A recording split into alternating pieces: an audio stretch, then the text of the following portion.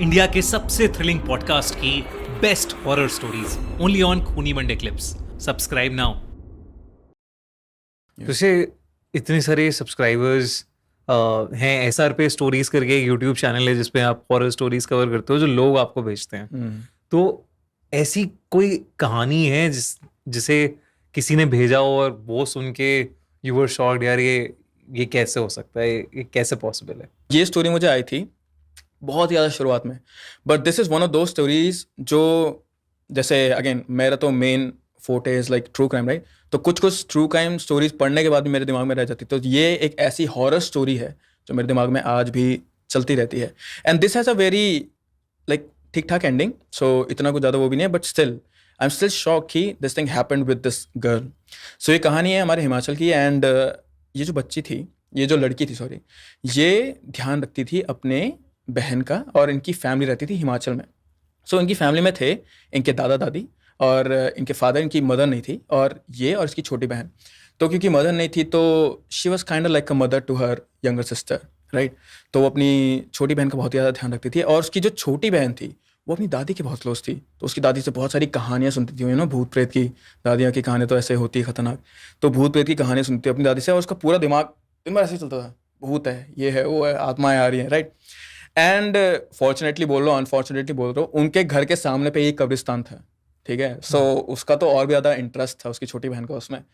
तो एक बार क्या हुआ कि हिमाचल से इसके दादा दादी तो लाइक वहीं पे थे, सॉरी उसके दादा दादी छुट्टी पे जा रहे थे हिमाचल से कहीं, तो उन्होंने अपने कज़न बड़े भाई को बुला रखा था उनके घर में। तो अब इनके घर में है 3 लोग। तो रात में क्या हुआ कि दिस गर्ल वो सो गई, उसका भाई सॉरी वो और उसकी छोटी बहन एक कमरे में सो रहे थे, और उसका भाई एक कमरे में सो रहा था। और ये भाई कजन भाई है? कज़न भाई सिर्फ उनके साथ रहने आया था क्योंकि दादा दादी नहीं थे ना वहाँ पे उस टाइम पे।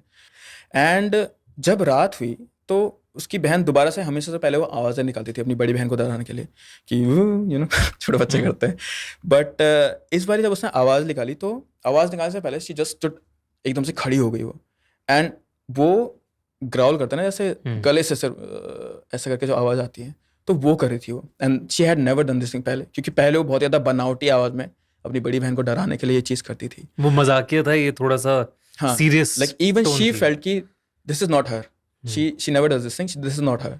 तो वो खड़ी हुई, उसने ऐसा करना शुरू करा, एंड उसकी बड़ी बहन खड़ी हुई, उसने कहा प्लीज़ मजाक मत कर, मुझे सोने दे, बहुत रात हो गई, राइट? मजाक मत कर।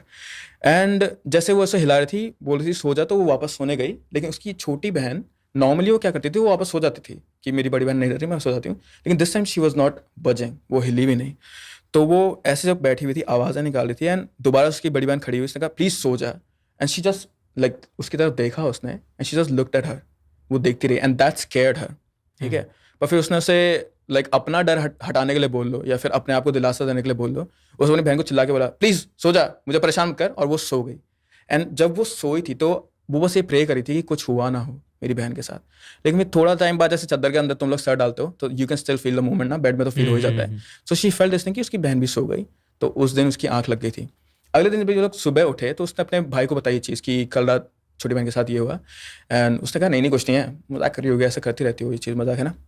तो उसने कहा कि ठीक है मैं उससे बात करता हूँ ना। उसकी जो छोटी बहन थी वो बहुत ज़्यादा चुलबुली थी, दिन भर घर में भागना कूदना है ना, हमेशा हर एक को परेशान करना, ये करती रहती थी। उस दिन वो अपने कमरे में थी, वो लोग ऊपर वाले कमरे में रहते थे, और उस दिन वो अपने कमरे में थी और बस खिड़की से झांक रही थी वो नीचे, जिधर साइड कब्रिस्तान था उधर साइड, ठीक है?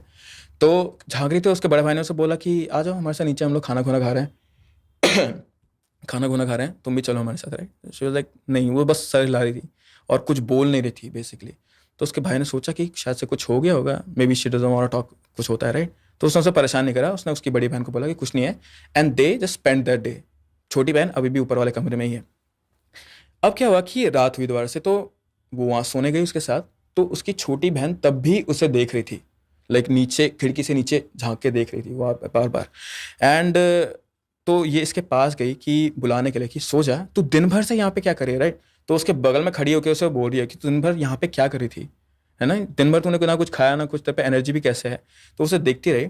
सो उसकी छोटी बहन उस बड़ी बहन ने क्या देखा कि रात का जो रिफ्लेक्शन है, स्पेसिफिकली अगर मैं बोलूँ तो जब चांद हल्का सा रहता है ना, तो ब्लू सी लाइट आती है, तुम्हें पता होगा ब्लू वाइटिश सी बिल्कुल। लाइट होती है, हाँ। It gets reflected back, like खिड़की से अगर देखोगे तो तुम्हारी परछाई भी पीछे पड़ती है, इतना सा जब हाँ, चांद आता है, समझ गया। ठीक है।